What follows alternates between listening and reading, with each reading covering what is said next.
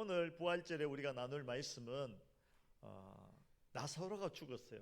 죽음에 대한 이야기입니다. 죽음에 대한 이야기인데 죽음으로 끝나지 않는 이야기입니다. 이 말씀을 통해서 하나님께서 우리에게 주시는 교훈을 새길 수 있기를 원합니다. 예수님께서 나사로가 아프다는 소문을 들었습니다. 그런데 빨리 달려가지 않았어요. 사랑하지 않았어가 아닙니다. 이유가 있었습니다. 이유가 무엇이냐면 우리가 읽지 않았지만 우리 성경을 다시 봅니다. 15절을 보겠습니다. 내가 거기 있지 아니한 것을, 그러니까 나사로의 집에 있지 아니한 것을 너희를 위하여 기뻐하노니 제자들을 향하여서 할 일이 있다는 것입니다. 이는 너희로 믿게 하려 함이라. 예수님께서 나사로의 죽음과 살아남 이 사건을 통해서 제자들에게 하시고 싶은 말씀이 계셨는데 믿음에 대한 이야기입니다. 너희로 믿게 하려 함이라 라는 말씀을 하시는 것이죠. 오늘은 믿음에 대한 이야기를 나누려고 합니다. 사건을 한번 보도록 하겠습니다. 우리 마르다와 마리아는 자매지간인데 굉장히 유명한 자매입니다. 우리가 많이 들어서 알고 있죠. 특별히 마리아 이야기는 많이 합니다. 마리아는 예수님께서 식사하시는 그 자리에 가서 그 발치에 무릎을 꿇고 앉아서 향유를 깨고 그 발에 부어드리고 그리고 그 머리카락으로 발을 닦아 주었던, 왜 그랬을까요? 지극히 주님을 사랑하는 여인이죠. 지극히 사랑해서, 너무 사랑해서. 그리고 마르다도 둘째 가라면 서러워하는, 마리아나 마르다나 주님 사랑하기에는 둘째 가라면 서러운 그런 사람들이었어요. 정말 좋은 자매들이죠. 그런데 오늘 그 사랑스러운 마리아와 마르다 집에 죽음이 찾아왔어요. 누가 죽었습니까? 그 오라버니 나사로가 죽었어요. 나사로가. 죽음, 여러분 죽음에 대해서 어떻게 생각하십니까? 죽음은 한 인생에게 있어서 우리가 끝나는 시간이다, 그렇게 이해를 하고 있죠. 그리고 또 가정으로도 남겨진 사람들, 제가 이게 장례식에 문상 가고 장례 집례하고 이렇게 해보면요, 죽음이라는 것은 사실은 남겨진 사람들의 이야기더라고요. 죽은 분은 이제 그 인생이, 이 땅에서의 삶이 끝났고 죽은 분은 더 이상 고통도 없고 눈물도 없는 그런 상태이고, 남겨진 분들의 이야기가 다시 시작되는 것이죠. 그 시간이 바로 죽음의 시간입니다. 오늘 본문은 죽음을 다루고 있다는 점에서 부활절 본문으로서 아주 적절하다라고 생각을 합니다. 여러분, 성도가 누구냐? 성도가 누굴까요?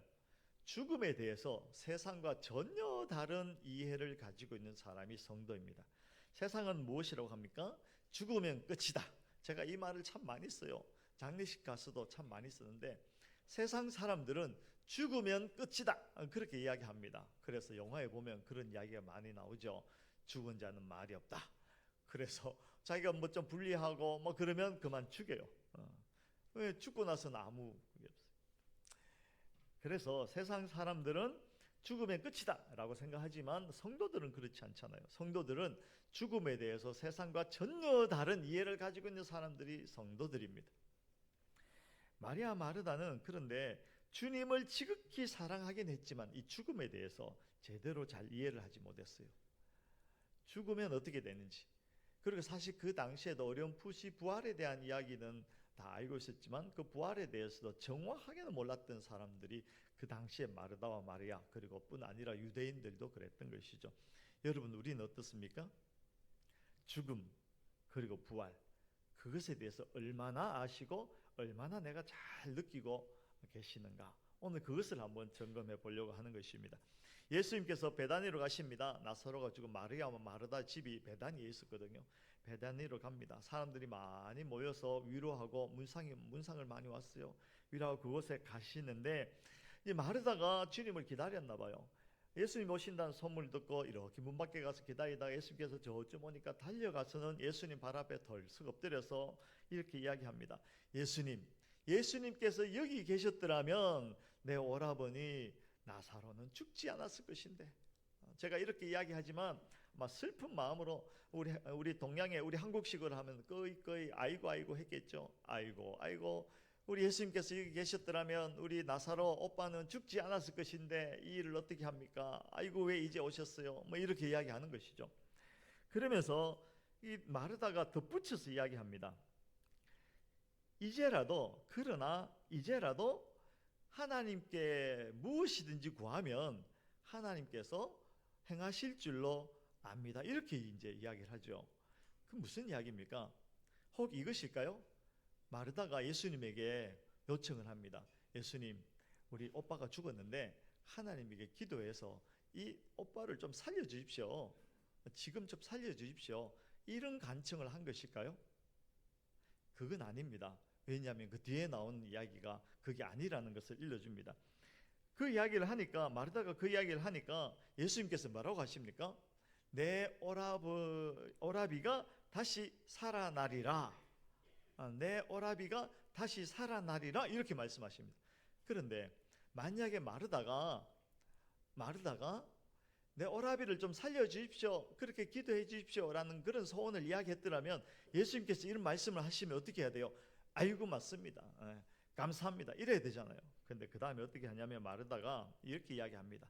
아니 그건 아니고요, 지금 살려달라는 이야기는 아니고 마지막 부활의 때에는 다시 살아날 줄로 내가 압니다, 이렇게 이야기합니다. 다시 말하면 지금 이제 나사로를 살려달라는 이야기가 아니고, 이 나사로 오빠는 이미 죽었으니 끝이고 지금은 아니지만 먼 훗날 다시 마지막 때 부활의 때에 우리 오빠가 살아날 줄로 내가 압니다, 이렇게 이야기하는데, 이게 지금 가지고 있는 생각이 아니고 마르다가 평소에 가지고 있던 생각입니다.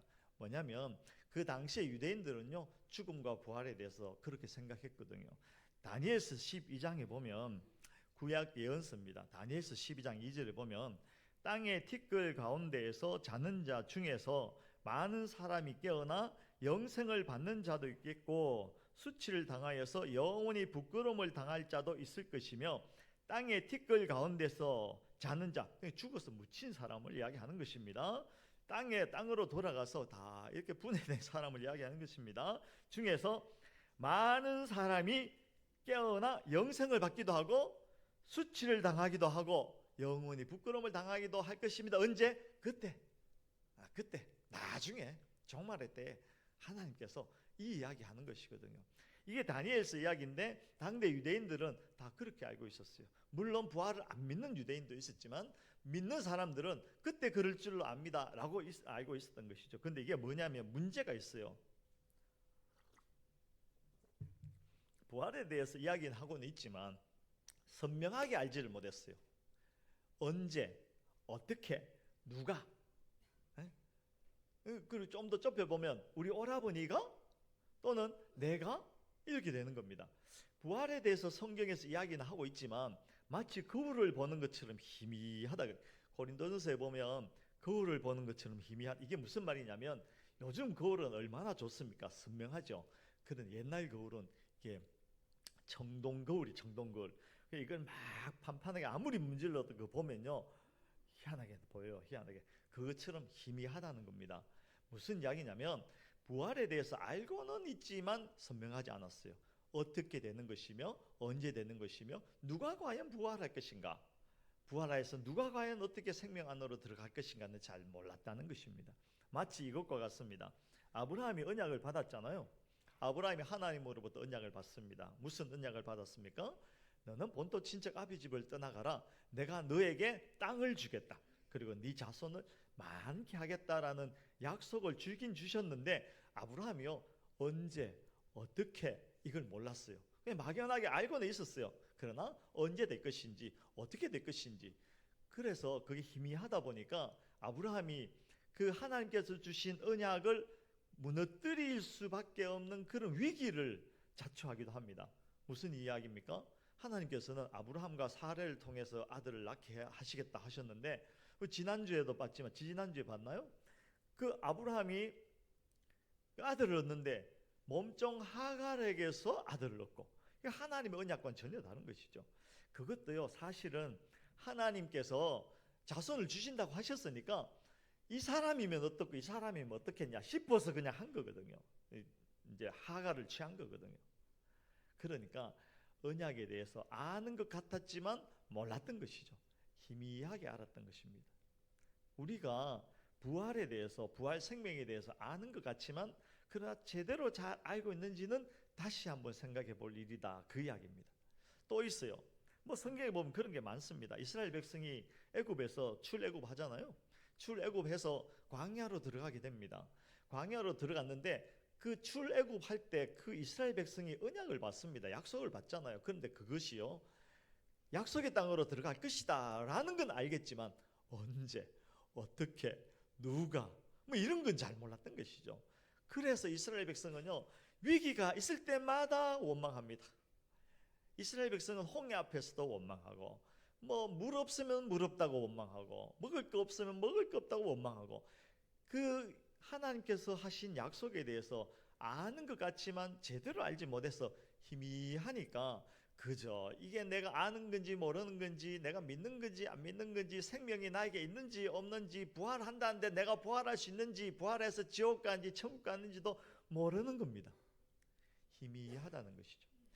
그것에 대해서 주님께서 이렇게 말씀하십니다. 주님께서 제자들에게 말씀하신 것처럼 오늘 그것을 선명하게 알려주겠다, 이 말씀하시는 겁니다. 성경을 봅니다. 오늘 읽었던 11장 25, 26절을 다시 한번 읽어보겠습니다. 다시 읽습니다. 시작. 예수께서 이르시되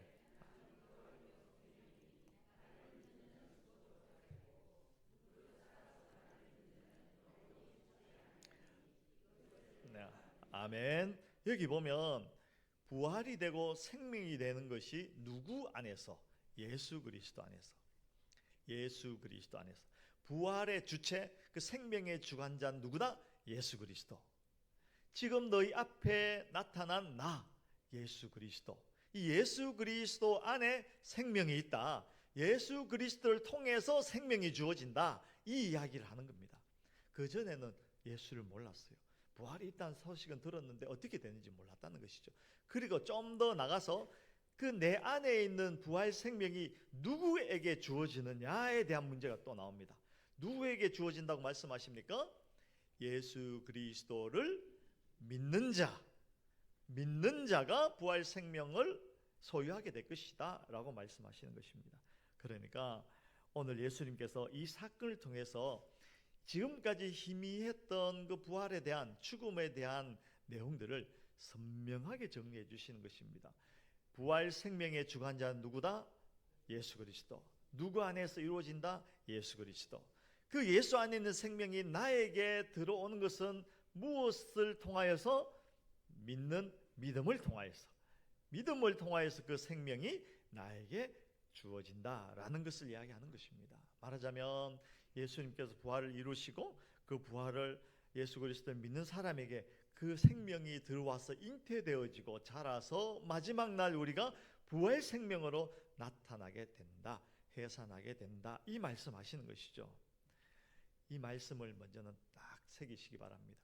부활 생명은 예수 그리스도 안에 있는 것이고 그 예수 그리스도 안에 있는 부활 생명이 나에게 심겨지는 것은 예수 그리스도를 믿는 믿음으로 되어지는 것이다 라는 것이죠.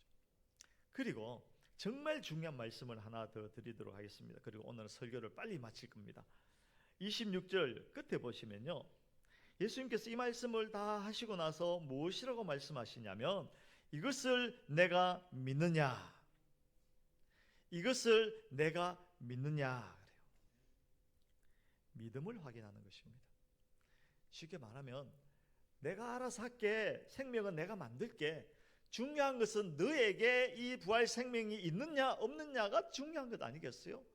그 부활 생명이 전달되어지는 통로가 믿음이니 예수님께서 지금 마르다에게 내가 이것을 믿느냐라고 말씀하시는 겁니다. 여러분, 이 예수 그리스도의 질문에 지금 대답하지 마시고 한 주간 동안 깊이 생각해 보시기 바랍니다. 나는 예수님께서 하신 그 말씀을 진정으로 믿고 있는가? 이 말씀은요, 그저 너에게 믿음이 있냐 없냐를 확인하는 말씀이 아니고 그 믿음 안으로 우리를 초청하는 것입니다. 예수님께서 지금 초청장을 우리에게 보여주시는 겁니다. 예수님께서 우리를 비난하거나 조롱하려는 것이 아니라요, 이 믿음의 세계 안으로 들어오라고 초청하시는 말씀이 이것을 내가 믿느냐 이렇게 말씀하시는 것이죠. 믿음으로만 우리가 부활 생명에 동참할 수가 있게 되는 것입니다. 정말 중요한 것입니다. 정말 중요한 것. 여러분 잘 생각해 보십시오.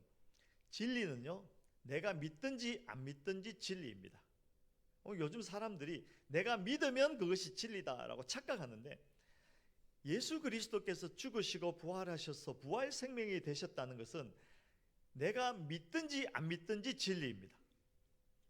사람들은 이렇게 이야기하죠. 내가 믿어야 그게 진짜지. 내가 안 믿는데 그게 무슨 의미가 있느냐. 이렇게 말하는 사람들은 안 믿는 것이 아니라 자기 자신을 믿는 것입니다. 자기 자신의 지식, 연약하고 부족하고 타락한 자기의 이성을 믿는 것이죠. 자기의 경험을 믿는 것입니다. 믿음이 없는 것이 아닙니다. 그래서 그것도 하나의 종교다 이렇게 불러요. 진리는 내가 믿든지 안 믿든지 존재합니다. 중요한 것은 내가 믿음으로 그 진리를 소유하게 되는 것이고, 믿지 않음으로 그 진리와 관계없이 살아가게 되고, 관계없이 살아가다가 그냥 죽으면 끝이면 좋겠지만, 진리 안에 보면 죽음이 끝이 아니고 죽음 이후에 모든 인생들은 부활하고 지옥으로 가든지 천국으로 가든지로 나누어진다라고 말씀하십니다. 중요한 것은 내가 믿든지 안 믿든지 그것은 진리입니다. 그 진리를 나의 것으로 소유하려면 믿음이 필요하다는 것이죠. 많은 사람들이 이렇게 이야기합니다. 보여주면 내가 믿을게. 보여주면 믿을게. 여러분, 그거 아니거든요. 마르다는 오늘 이 주님의 말씀에 이것을 내가 믿느냐 할 때 어떻게 했습니까? 즉각적으로 반응합니다. 네, 내가 믿습니다. 여러분, 예, 내가 믿습니다 라고 반응을 하려면, 대답하려면요, 우리가 포기하고 내려놓아야 될 것들이 많이 있어요. 먼저는 제가 말씀드렸던 그 당시까지 유대인들이 가지고 있었던 어렴풋한 죽음과 부활에 대한 지식들은 다 내려놔야 돼요. 그걸 하루 이틀 믿은 게 아니고 오랜 시간 동안 그 사람들은 가르치고 받아서 믿고 살았죠. 그러나 그것을 한순간에 내려놓습니다. 포기합니다. 그리고 그들이 가지고 있는 일반적인 상식, 죽으면 끝이다라고 하는 세상의 관념, 이건 뭐 관념도 아니고 절대 진리죠. 세상에서 세상이 말하는 그 절대 진리가 틀렸구나라는 것을 인정하고 내려놓습니다. 그리고 한순간에 네, 그것을 믿습니다 라고 마르다는 즉각적으로 반응해서 주의 초청에 반응하게 됩니다. 오늘 부활절에 우리가 확인해야 될 것은 물론 주님의 부활입니다. 그러나 동시에 부활하심으로 끝나면 그것이 우리에게 무슨 의미가 있겠습니까? 그 부활 생명이 내 속에 들어와서 나의 생명이 되어져야 되는 것이죠. 그 나의 생명이 되어지는 통로는 오직 믿음이라는 것입니다. 너가 이것을 믿느냐? 히브리서에 보면 11장 1절에 이런 말씀이 있죠. 믿음은 바라는 것들의 실상이요 보이지 않는 것들의 증거니, 믿음은 바라는 것들의 실상이요 보이지 않는 것들의 증거다 그랬어요.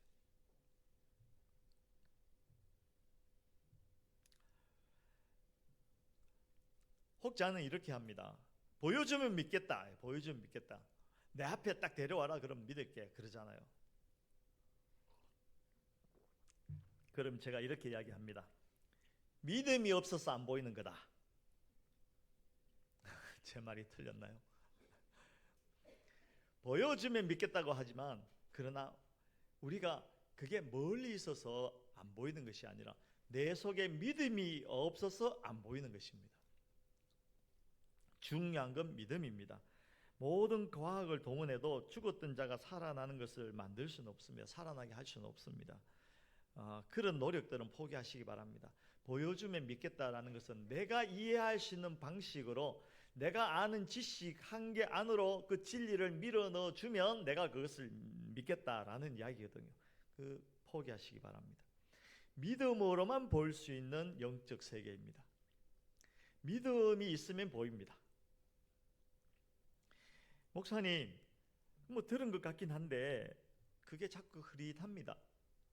정말 그 청동 거울을 보는 것처럼 희미합니다. 이렇게 이야기할 수 있잖아요.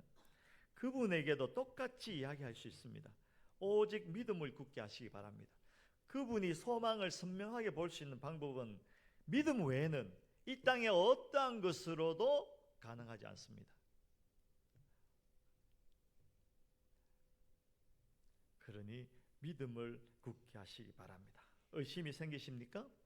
여러분 생각해 보시기 바랍니다. 그 의심을 넘어가게 하는 것이 무엇일까요? 믿음입니다. 믿음으로만 우리가 가진 의심을 이기고 넘어갈 수가 있습니다. 그러므로 주님께서 이것 해봐, 공부 더 해봐 그렇게 말씀하지 아니하시고 너가 이것을 믿느냐라고 물어보시는 겁니다. 믿음만이 부활 생명이 우리 속에 들어올 수 있도록 하는 통로가 되는 것입니다. 그러므로 여러분 믿음을 새롭게 하시기 바랍니다. 잘 안 믿기고 의심이 되면 어떻게 하라고요? 믿으시기 바랍니다. 믿음이 우리 속에 선명해지면 비로소 손에 잡힙니다. 보이지 않는 것들의 증거가 생깁니다. 말하는 것들이 실상으로 내 앞에 잡힙니다. 그 믿음이 새로워져서 정말 구원받은 자의 기쁨과 하나님께서 지금 나와 동행하신다는 것을 통한 평안과 분명히 이루어질 소망으로 모든 삶이 평안하시기를, 행복하시기를 주의 이름으로 축원합니다. 아멘.